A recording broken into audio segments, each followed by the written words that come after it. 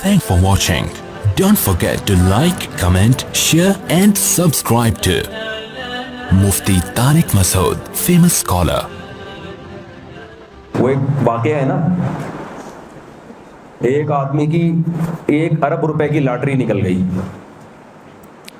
تو جس کمپنی کے ہاں اس نے قرعہ اندازی کی تھی، لاٹری نکلی تھی، تو ماہر نفسیات سے اس کمپنی نے رابطہ کیا، ایک ماہر نفسیات ڈاکٹر سے، کہ تم اگر اس کو ابھی جا کے بتاؤ گے تمہاری 1 ارب کی لاٹری نکلی ہے، کہیں خوشی سے مر نہ جائیے.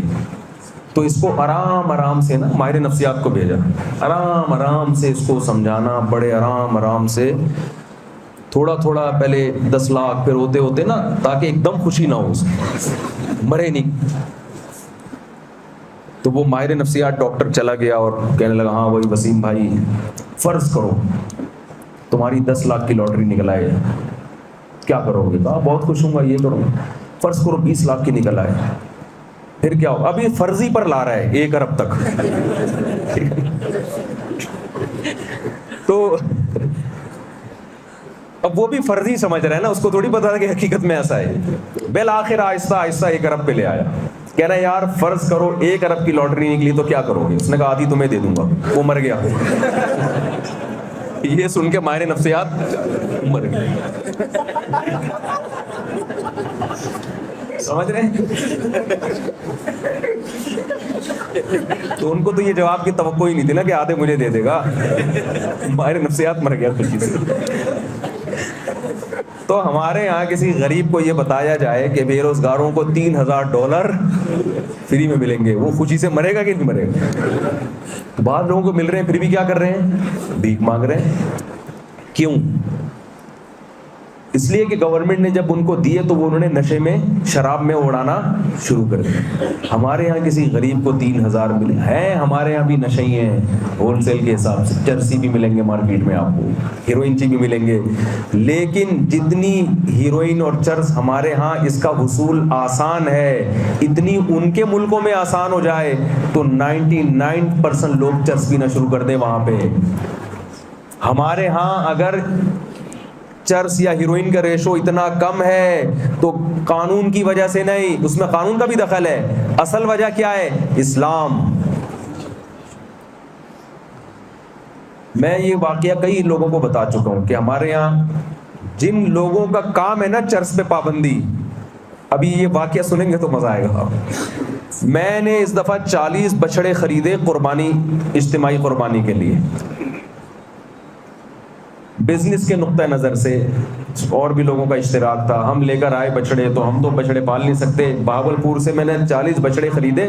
بندہ بھی ہم نے کہا چلو وہیں سے لے آتے ہیں، جب بچڑے آ سکتے ہیں تو بندہ نہیں آ سکتا. ایک ہم رینٹ پہ آدمی بھی لے آئے ان کو پالنے کے لیے. بچڑے لا کے باندھے، کوئی زمین کرائے پر لی، بچڑے لا کے باندھے، وہ بندہ بھی وہاں رکھا، بھائی تو ان کی خبر گیری کرے گا، تجھے اتنا کمیشن ہم دیں گے. تو کمیشن میں اس لیے نہیں بتا سکتا کہ ایسا نہ ہو کہ پھر وہ ریٹ خراب ہو جائے نا. تو بھائی تجھے اتنا کمیشن ہم دیں گے. وہ بندہ کام ہی نہیں کر کے دے رہا، نہ جانوروں کو چارہ ڈال رہا ہے، نہ ان کی صفائی کا خیال کر رہا ہے. میں نے لڑکوں سے پوچھا یار جاؤ اس کو بولو کہ کچھ جانوروں کا خیال کرے، تمہیں پیسے دے رہے ہیں ہم فری میں تھوڑی. اس نے کہا یار میں چرس پینے کا عادی ہوں، مفتی صاحب سے بولو میرے لیے کہیں سے چرس کا انتظام کرے. ابھی مزہ ابھی آئے گا آگے. ابھی یہ تو ایسے ہی ہے. میں نے کہا یار میں مفتی صاحب بھی بول رہا ہے مجھے، اور اس کے لیے میں کیا کروں؟ چرس کا. میں نے کہا بھائی ہم تو نہیں کریں گے اس کے لیے چرس کا انتظام. ہم نے اس کو نکال دیا.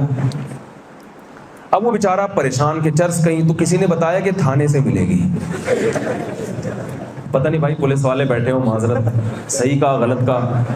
لیکن بہت سے لوگوں سے تفتیش کی ہے تو سب نے ایک ہی بات بتائی کہ کہیں بھی نہیں مل رہی ہو تو کہاں ملے گی؟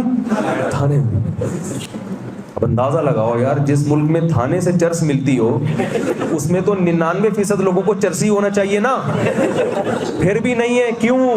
اسلام ہے، اسلام روک رہا ہے، اسلام کو فالو کر رہے ہیں. اس برائی سے کس چیز نے روکا ہوا ہے؟ اسلام نے. نشہ دنیا میں جتنے حادثات نشے سے ہوتے ہیں نا، اتنی کسی اور وجہ سے نہیں ہوتے. تو میں لوگوں سے ایک بات کہتا ہوں یار, ہمارے حکمران ایک ہفتے کے لیے ان کو دے دو, گوروں کو, ان کے ایک ہفتے کے لیے ہمیں دے دو, ہم ان سے آگے نہ نکل کے دکھائیں تو ہمارا نام بدل دینا, اور وہ ہم سے 100 سال پیچھے نہ ہو جائیں تو ہمارا نام بدل دینا. مفتی طارق مسعود صاحب کے بیانات سننے کے لیے youtube.com/مفتی طارق مسعود کو سبسکرائب کریں, اور اگر آپ لائیو ویڈیو کو کبھی بھی مس نہیں کرنا چاہتے ہیں تو سبسکرائب کرنے کے بعد بیل آئیکن پہ کلک کرنا مت بھولیں. جزاک اللہ.